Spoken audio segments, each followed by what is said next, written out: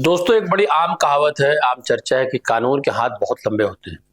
लेकिन जब सियासत की डोर उलझ जाए और बात लोकतंत्र के अस्तित्व पर आ जाए तो कभी कभी उन लंबे हाथों को थामने के लिए खुद सूबे की मुखिया ही खड़करे में खड़े हो जाते हैं। जैसे वो दामनी फिल्म का आपको डायलॉग याद होगा, तारीख पे तारीख मिलती रही है मिलाड, लेकिन इंसाफ नहीं मिला। लेकिन 4 फरवरी 2026 की सर्द सुबह सुप्रीम कोर्ट के गलियारों में जो नजारा दिखा वो किसी फिल्मी सेट का नहीं बल्कि हिंदुस्तान की हकीकत का था।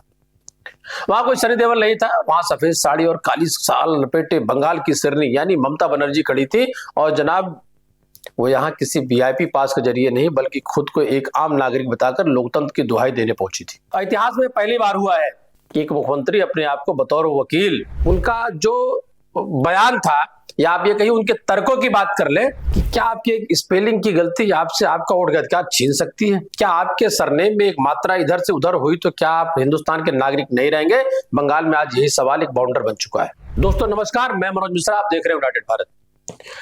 आज इस ऐतिहासिक दिन की जो सबसे बड़ी चर्चा पूरे देश में है, वो देश की सबसे बड़ी अदालत में एक सिटिंग चीफ मिनिस्टर ने वकील का गाउन पहनकर किसी ऐसी दलीलें दी कि पूरा कोर्ट रूम सन्न रह गया। बात उस लड़ाई की जो बैलेट बॉक्स से निकलकर जजों की बेंच तक पहुंच गई।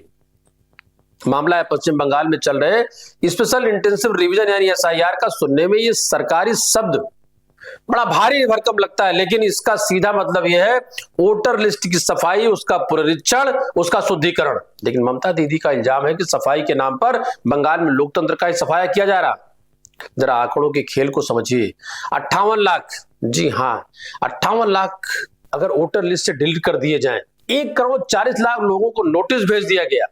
भाई सब साबित करो कि तुम वोटर हो या नहीं। ये संख्या किसी छोटे मोटे देश की आबादी के बराबर है। और वजह क्या बताई गई? लॉजिकल डिस्क्रिपेंसी यानी तार्किक विसंगतियां हैं। अब ये बीएलओ क्या कर रहे हैं? जब तार्किक की विसंगतियां थी वहां पे इन्होंने कैंप लगाए थे। लोगों ने, बंगाल एक ऐसा राज्य जहां पर एसआईआर को लेकर के लोगों ने कैंप लगाए और ये कैंप 15 से 20 दिन तक चले। लोगों को डेट्स दी गई। फिर बीएलओ कर क्या रहे थे? अब ये भारी शब्द क्या है? ममता बनर्जी ने कोर्ट में इसका जो कच्चा चिट्ठा खोला वो सुनकर आपको हंसी भी आएगी और आप दंगी भी रह जाएंगे, गुस्सा भी आएगा। एक मिला जुला असर है।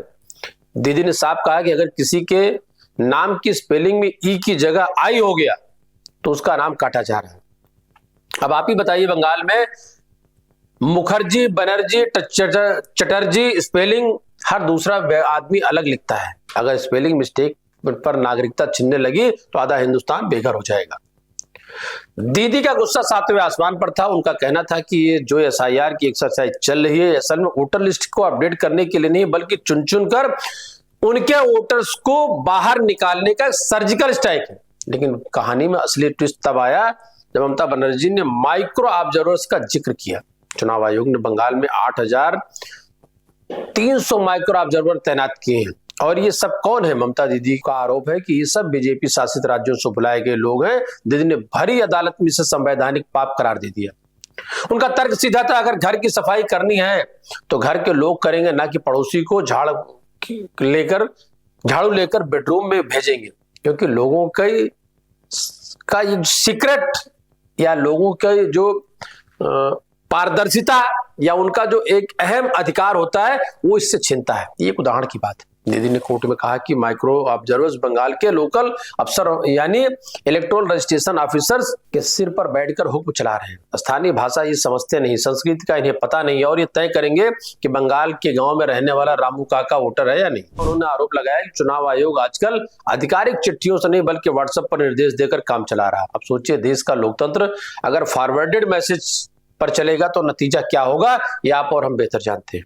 कोर्ट रूम का माहौल उस वक्त और भी संजीदा हो गया जब ममता बनर्जी ने एक बेहद भावुक मुद्दा उठाया। उन्होंने कहा कि ये प्रक्रिया सिर्फ नाम काटने का खेल नहीं, जिंदगी और मौत का सवाल भी बन गया है। उन्होंने दावा किया कि इस प्रक्रिया के दबाव में 100 से ज्यादा बूथ लेवल अफसर यानी बीएलओज की मौत हो चुकी है।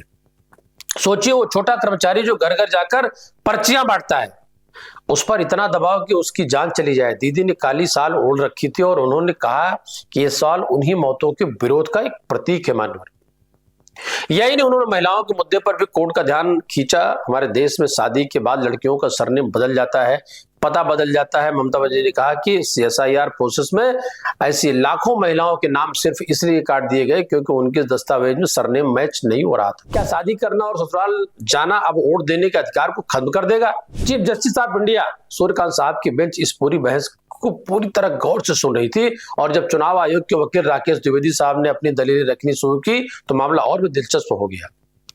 चुनाव आयोग का कहना था कि हुजूर हम करें तो क्या करें, हमने राज्य सरकार से अफसर मांगे थे लेकिन ममता सरकार ने उन्हें हमें सहयोग नहीं दिया। उन्होंने कहा कि राज्य सरकार ने क्लास 2 अफसर देने के बजाय आंगनबाड़ी कार्यकर्ताओं की लिस्ट थमा दी। अब आप ही बताइए, इतनी जटिल प्रक्रिया क्या आंगनबाड़ी वर्कर्स के भरोसे छोड़ी जा सकती है? इसलिए मजबूरी में हमें बाहर से माइक्रो ऑब्जर्वर्स बुलाने पड़े। सॉलिसिटर जनरल तुषार मेहता और चुनाव आयोग के वकीलों ने भी ये कहा कि बंगाल सरकार का रवैया बेहद शत्रुतापूर्ण रहा। मतलब साफ था कि दिल्ली और कोलकाता के बीच की लड़ाई अब तो डाल डाल में पात पात वाले खेल पर बदल चुकी है। लेकिन सुप्रीम कोर्ट ने जो कहा वो गौर करने लायक बात है। चीफ जस्टिस सूर्यकांत ने माना कि ममता बनर्जी की चिंताएं जायज है और उन्होंने चुनाव आयोग को साफ शब्दों में कहा कि सिर्फ स्पेलिंग की गलती या छोटी मोटी विसंगतियों की वजह से किसी भी असली नागरिक का नाम नहीं कटना चाहिए। कोर्ट ने कहा कि चुनाव आयोग अपनी संवैधानिक जिम्मेदारी से भाग नहीं सकता है। सबसे बड़ी राहत की बात यह रही कि कोर्ट ने आधार कार्ड को पहचान के सबूत के तौर पर स्वीकार करने का संकेत दिया। ममता बनर्जी ने इस पर राहत की सांस ली और कहा कि बाकी राज्यों में तो आधार चलता है लेकिन बंगाल में इसे क्यों नकारा जा रहा है। कोर्ट ने एक व्यवहारिक सुझाव भी दिया। उन्होंने कहा कि स्थानीय अफसरों की एक लिस्ट बनाई जाए जो स्थानीय भाषा और बोली को समझते हो ताकि स्पेलिंग वाली गलतफहमियों को या गलतियों को सुधारा जा सके। कोर्ट ने चुनाव आयोग को नोटिस जारी किया और अगली सुनवाई 9 फरवरी को मुकर्रर की है।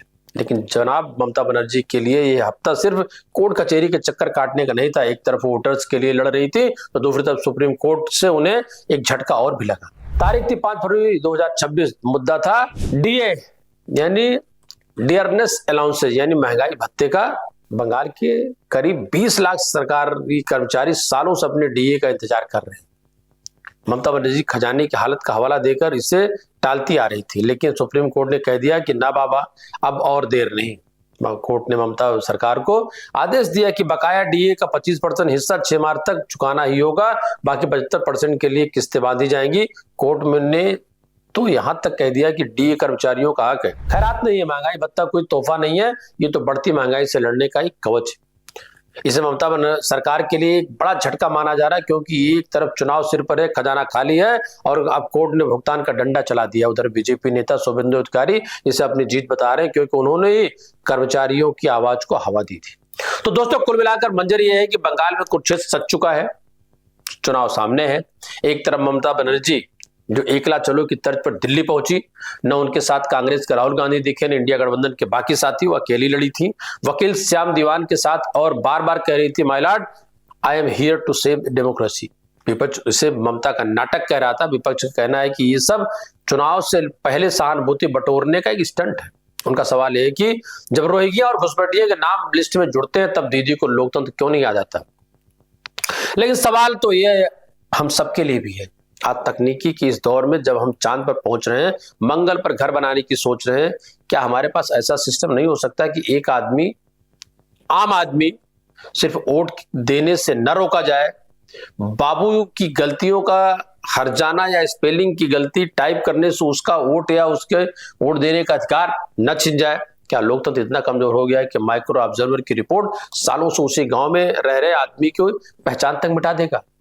और सबसे बड़ा सवाल दोस्तों ये कि सियासत अब इतनी गिर गई कि जीत हार के लिए वोटर लिस्ट को ही हथियार बना लिया जाए, चाहे वो नाम काटने का हथियार हो या फर्जी नाम जोड़ने का। ममता बनर्जी ने कोर्ट से बाहर निकलते हुए कहा कि वो लड़ेंगी, हार नहीं मानेंगे। सुप्रीम कोर्ट ने उनकी चिंताओं को सुना है, ये उनकी पहली जीत है, लेकिन असली फैसला 9 फरवरी को होगा और उससे भी बड़ा फैसला बंगाल की जनता करेगी जब वो EVM का बटन दबाएगी, क्योंकि चुनाव भी 2026 में ही और आने वाले 2 महीनों में ही।